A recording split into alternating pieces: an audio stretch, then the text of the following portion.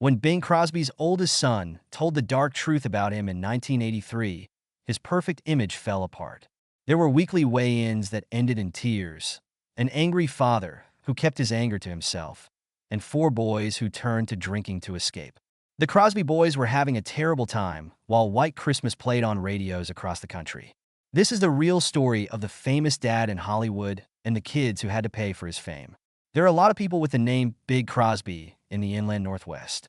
There was a man here. This morning, Gary Giddens is here with us. You just put out a new resume. This isn't your first piece on Bing, but you do have a new one here. What is the main point of this version? The young Bing Crosby was born on May 3rd, 1903, in Tacoma, Washington. His full name was Harry Lillies Crosby Jr. His family worked hard, and he was the fourth of 7 children. His dad was a manager at a brewery. They kept their busy home running smoothly with the help of his mom. Bing became crazy about a comic strip in the local paper called the Bingville Bugle when he was 7 years old. He was made fun of by a neighbor who called him Bingo from Bingville. He was called Bing soon after, and people will always call him that. His family got a phonograph or music player when Bing was 6 years old. It was too much for him. He would listen to songs for hours on end, especially ones by Al Jolson, who became his hero. Bing got a summer job as a helper at Spokane's theater when he was 14 years old. Famous artists, like Al Jolson, put on live shows for him. Bing will never forget seeing Jolson play. He later said it felt exciting and made him want to make people happy. In 1920, Bing went to Gonzaga University to study law, but music slowly took over his life. He played drums and joined the school's acting club. He spent more time on stage than in class. At this point, he met Al Rinker, and his sister Mildred Bailey was already a famous jazz singer. Al saw how talented Bing was and asked him to join his band.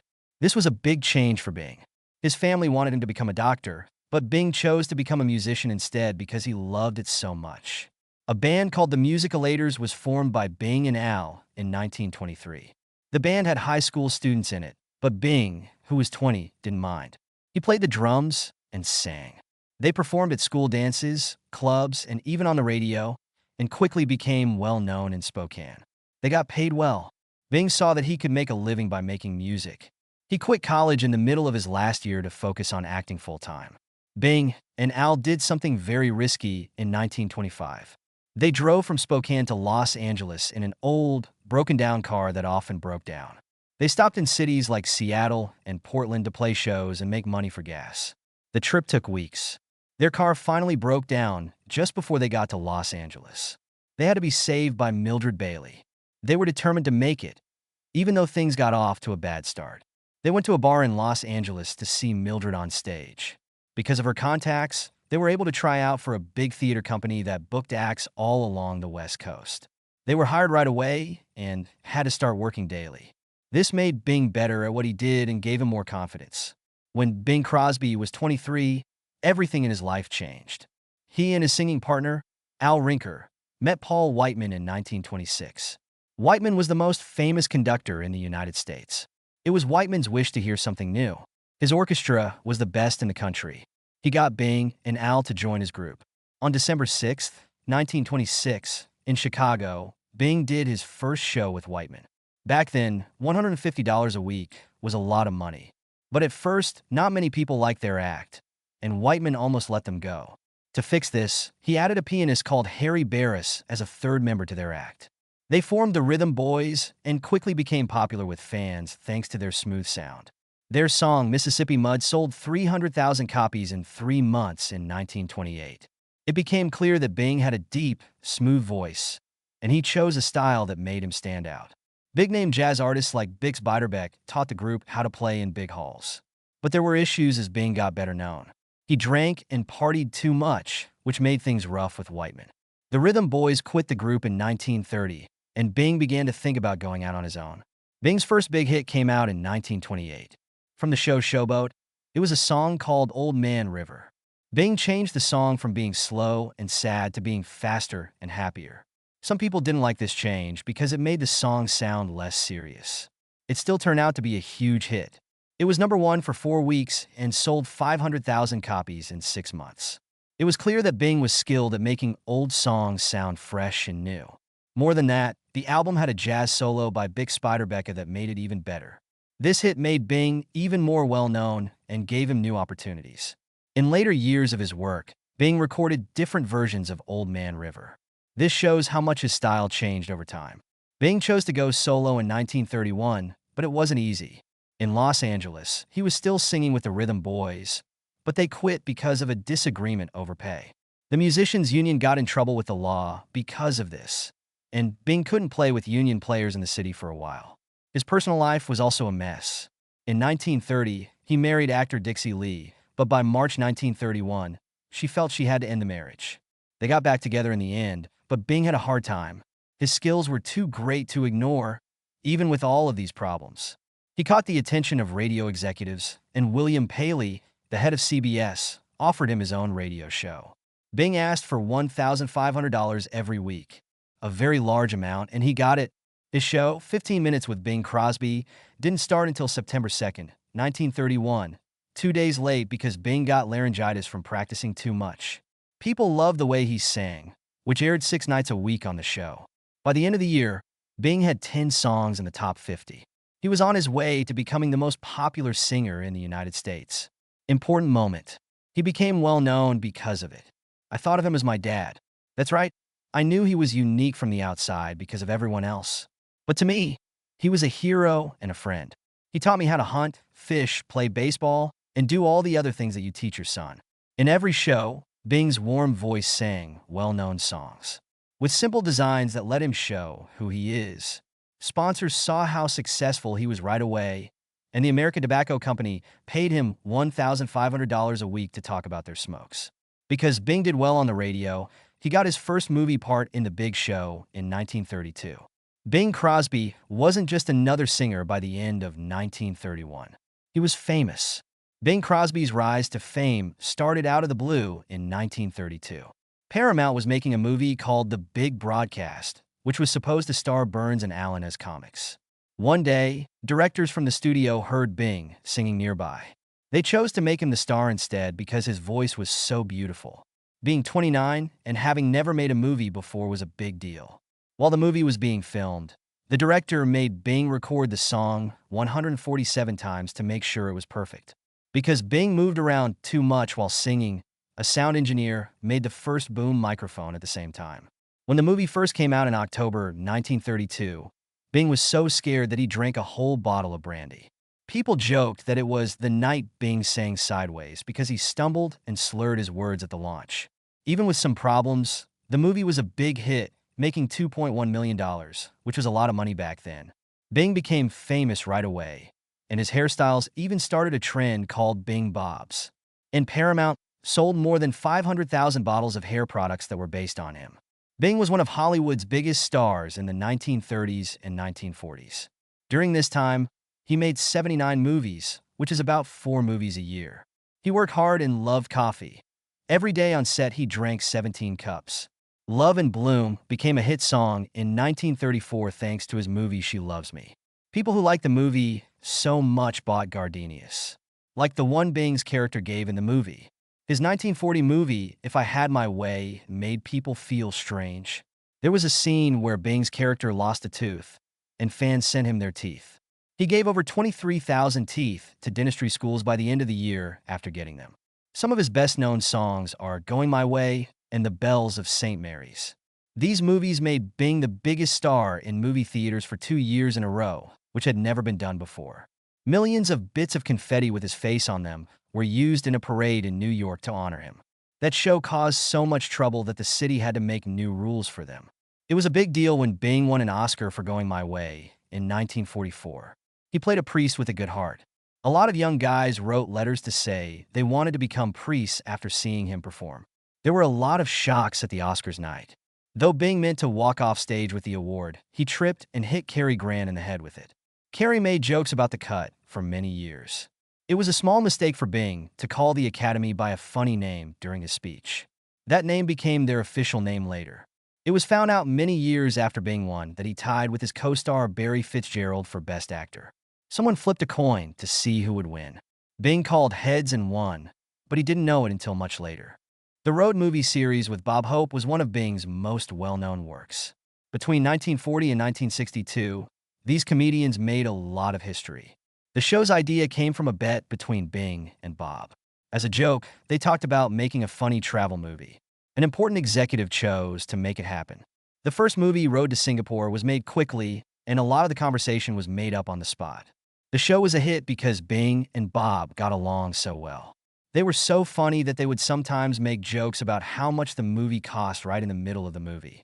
Their fans loved how fun they were, and some even tried to talk back to them in the movies. Because the road movies were so famous, more people went to the places they showed, and the US government even asked Crosby and Hope to be ambassadors of mirth. Even though they turned it down, their chemistry and sense of fun will live on. "Fancy meeting you here," he said, and it became a common phrase. By recording his shows on magnetic tape, Bing Crosby changed radio for good. The year was 1947, and Crosby was sick of playing live every day. He wanted to have more time and say over his work. In that moment, he learned about a fresh idea: magnetic tape players. An officer in the U.S. Army named Jack Mullen found these devices in Germany after World War II. He brought back to the U.S. two tools, took them apart, and put them back together again. On June 10, 1947, Mullen showed Crosby the tape player. Crosby saw right away how useful it could be.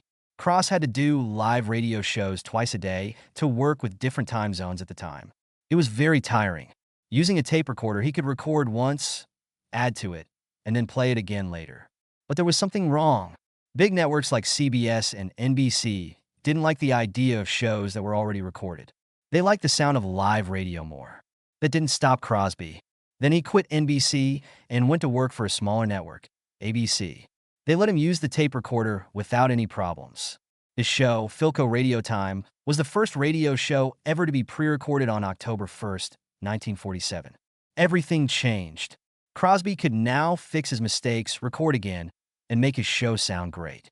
The laughter from the crowd was even saved so that it could be used later. These were the first laugh tracks. There were other people who liked this too. It changed how TV and radio worked. Pretty soon, everyone was recording on tape. Crosby also found ways to make technology better. A small business called Ampex got $50,000 from him. The money helped them make the Model 200, which was the first good tape player in the U.S. The first two machines were bought by Crosby for his shows. Well, in part, it's ironic to me that after spending 2 decades at this and interviewing hundreds of people, nearly everyone who was still alive who knew him, who worked with him, going through his papers and letters, it turned out that Crosby was a lot more like the person that everyone in the U.S. thought he was in the 1930s, 1940s, 1950s, and 1960s. He had an amazing 50-year career. He didn't just help with radio. The well-known singer Les Paul got an Ampex recorder from him. It let artists record levels of sound, and Les Paul used it to make multi-track recording. This will always change music. Crosby also told Ampex they should work on making videos. His business showed off the first videotape player in 1951. Even though it wasn't ready to sell yet, it made Ampex want to keep working. In 1956, the first useful video camera was made. At the same time, Bing Crosby and Dixie Lee met at a party in Hollywood in November 1928. She was only 19 years old and a rising star at Fox Studios. Bing, on the other hand, was 26 and still trying to make it in the business. The first time they met was short, but they ran into each other again at a party in Hollywood in 1929. This time, she really touched Bing's heart. They became together very quickly. After late-night shows, Bing would often fall asleep on the swing outside of Dixie's beach house. He was still wearing his tuxedo. Bing's yellow socks made Dixie think he was a bit spoiled and strange at first, but she finally fell in love with him. They got married on September 29, 1930, not long after getting back together. They had a rough start to their marriage. After only 6 months, Dixie shocked everyone by telling them they were breaking up because they didn't get along. A lot of people in Hollywood were shocked, but they got back together in a week. One of Dixie's friends asked Bing to hurry to Tijuana, where she was on vacation. Things got better between them, and they stayed married, but their marriage had its ups and downs until Dixie died in 1952. They had 4 boys together. Gary was their first child. He was born in 1933. Then the twins came. The last one was Lindsay in 1938. Dennis and Philip came in 1934. Behind closed doors, they looked like the ideal Hollywood family. Behind the scenes, though, things were tough. Bing was always working on his business. He did radio shows, went on tours, and made movies. She was left to care for the kids by herself. Dixie was also having a hard time with drinking, which made things even worse for her and her family. Dixie first started drinking at parties in Hollywood, where she tried to keep up with Bing and other people. It got worse over time, though. She spent less time with other people and stopped working, which made her feel more alone. Before the 1940s, she drank too much. Friends said she was shy and didn't think she was as good as the other bright people in her group. She even started drinking in secret at night, going to the kitchen after everyone else was asleep to drink. Her health started to get worse. In 1945, she was taken to the hospital right away. There were also reports that it might have been an overdose, even though everyone was told it was a nasal infection. There were hard times in Bing and Dixie's marriage. In 1941, they even thought about splitting up, but they stayed together because they are Catholic and have kids, among other things. Later, Bing said that he wasn't really at home during those years and was often gone for long periods of time. Dixie was left to handle everything by herself, which added to her stress. Dixie was told she had ovarian cancer in 1952. The doctors chose not to tell her how bad it was. She died on November 1st, just a few days before her 43rd birthday. Bing was in Paris making a movie at the time. Bing wasn't there when she died, and her funeral was a huge deal for the media, with a lot of reporters there. The end of her life was sad and crazy. Their seemingly perfect life wasn't as perfect as it seemed because Dixie was having problems with drugs and their marriage was having problems. Her death broke Bing's heart and made him think of the decisions they both made. It was a sad part of Bing's life that made his otherwise successful job feel less satisfactory. There was one thing that made Bing Crosby a strict father, though: the way he was raised. As a child, he lived in Spokane, Washington, with a strict Catholic family. Harry, his dad, was strict and expected a lot from him. Bing thought that kids needed strict rules to become good people because of this. During the 1930s, Bing had 4 kids from his first marriage. He treated them the same way he had been treated. Bing was a big star, but he made sure his kids didn't get too spoiled. Everything they did was based on the rules he made, even how much they weighed. He even made them weigh themselves often and beat them if they put on too much weight. This was because Bing had problems with his weight and how people saw him as a Hollywood star. Bing wasn't the type of dad who would hug and say, "I love you," to his kids at home. He thought they would be weak if they showed love. Bing worked a lot, which made things even worse. The house often felt cold and scary. Bing also hit people, which caused a lot of debate later on. He had a leather belt with metal studs that he used to spank his sons when they were bad. Gary, the oldest son, wrote in his autobiography about a time when Bing caught him drinking on the side. Gary was 16 years old when Bing beat him with a belt with spikes. This happened right before Gary graduated from high school, and it hurt him deeply. Bing also made his kids look bad in public. Gary thought back to Bing making fun of his weight by calling him barrel ass in front of a crowd.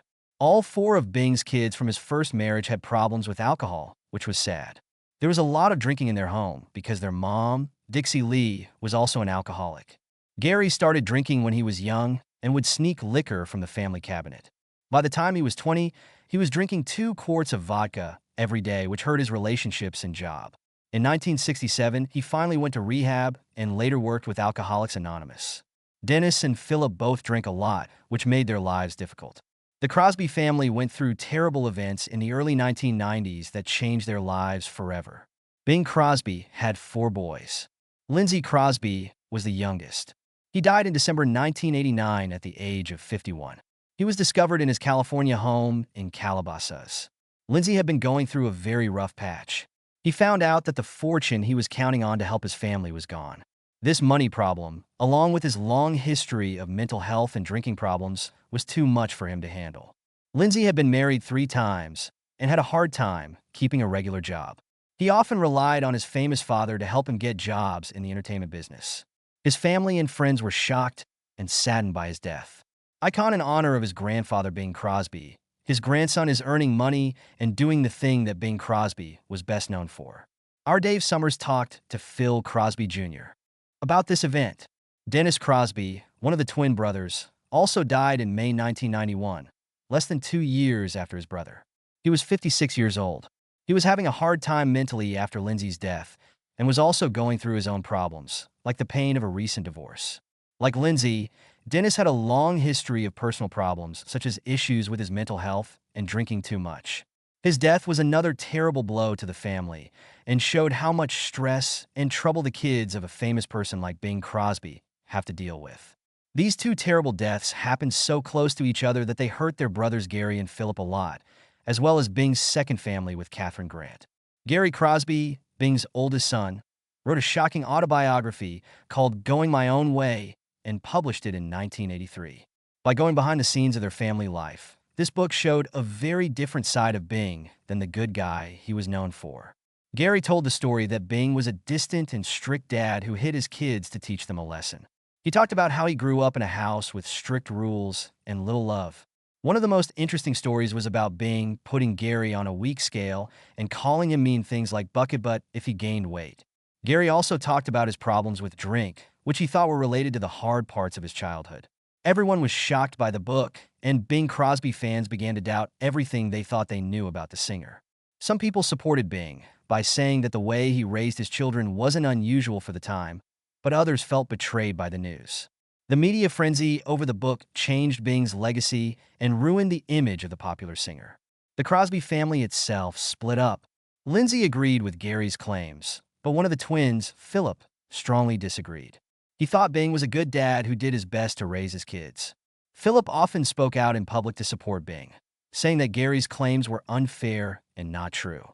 In interviews, he talked about Bing as a strict but caring dad who took care of his family and wanted his kids to have a solid upbringing, even though they had a lot of good things happen to them. Philip talked about happy times he had fishing with Bing and said their dad loved them more through acts than words. He also said that Bing had worked hard to give his kids chances and set up trust funds. He also thought it wasn't Bing's fault that they were having trouble as adults. Catherine Grant, an actress, married Bing Crosby in Las Vegas on October 24, 1957. The wedding was a surprise for everyone. A 30-year age difference between Bing, 54, and Catherine, 23, made a lot of people look twice. In 1953, Catherine and Bing met by accident at Paramount Studios, where she was running late to deliver clothes. This was the start of their love story. She threw down her tennis stick and everything else. Bing asked her calmly, "What's the rush, Tex?" That was the beginning of a long and complicated love story. In the same year, Bing asked Catherine to marry him, but their partnership wasn't stable. Bing would sometimes just disappear without a trace, which ruined wedding plans. He even canceled a wedding once because he forgot his mustache. At another time, it was because of a relationship with another woman. During this time, Bing was also related to Grace Kelly, which made things even more interesting. They broke up and got back together 4 times in 4 years, before she agreed to let him try again. Their wedding was just as exciting as their romance. In order to stay away from reporters, they flew to Las Vegas with Bing's driver and Catherine's friend. They told them they were going to Yarrington, Nevada, but they went back to Las Vegas instead and got married at Queen Anne's Church. In a Catholic wedding, the doors couldn't be locked, and there were only 2 altar boys there to watch the event. Bing quickly bought a ring for Catherine and gave it to her. To celebrate, they had fried eggs and champagne. Later, the reporters who were after them joined the party. They got married in a very strange way, and it lasted for 20 years, until Bing died in 1977. Even though the chances were against them, their love story became one of Hollywood's most famous. These 2 people had 3 kids together. Harry Lilies Crosby III, their first child, was born on August 8, 1958. Harry was not like Bing's bigger sons when he was growing up. He wasn't pushed into theater. Instead, he was told to look into other things that interested him. Harry eventually combined his acting and finance jobs. He went on to get an MBA and start a life away from the spotlight. They had their second child, Mary Frances Crosby, on September 14, 1959. Mary was Bing's only daughter, and she was very close to him. Though she was in Bing's famous Christmas shows as a child, she became more interested in acting as she got older. In 1979, she became famous for her part in the TV show Dallas, where her character shot J.R. Ewing in one of the most watched TV scenes of all time. Nathaniel Patrick Crosby, their youngest child, was born on October 29, 1961. Nathaniel got good at golf and won the U.S. Amateur Championship when he was only 19. This made Bing happy. He also played in important games for the United States, such as the Eisenhower Trophy and the Walker Cup. He played professional golf for a while, but he finally went back to playing golf for fun. Bing's second family was not at all like his first one. Bing had 4 kids with his first wife, Dixie Lee. He was a strict and harsh parent. Gary, his eldest son, wrote a biography in 1983 in which he said that Bing used a metal-studded belt to punish them. People were shocked, and Bing's image took a hit. But Bing was much kinder and more concerned with Catherine and their kids. In the end, Mary said that Bing was the best dad because he was always there for them. Also, he showed Nathaniel how to play golf and took Mary on a hunting trip to Africa. The difference was seen by Bing's older kids. Gary once said that he would have loved to do things with Bing, like travel to Australia with Louis Armstrong. But those chances never came up. They didn't get along with each other much as kids and grew up as strangers. Catherine stood up for Bing and said he did his best as a father, but his strict Jesuit upbringing had taught him not to show love. Bing's sudden death on October 14, 1977, while playing golf in Spain, caused a lot of stress in his family. His will gave Catherine and their 3 children most of his $50 million estate. His older sons got trust funds that they couldn't use until they were 65. Gary went to court to question the will, saying that Bing had been influenced by Catherine. However, the will was upheld. In the future, there were more court cases about income and rights, but most of them were settled after years of fighting. He loved, made mistakes, and went through a lot of change in his life. Even though it was hard, his second family helped him grow and become a better dad. His influence is still not clear, but he had a huge effect on music, movies, and his family.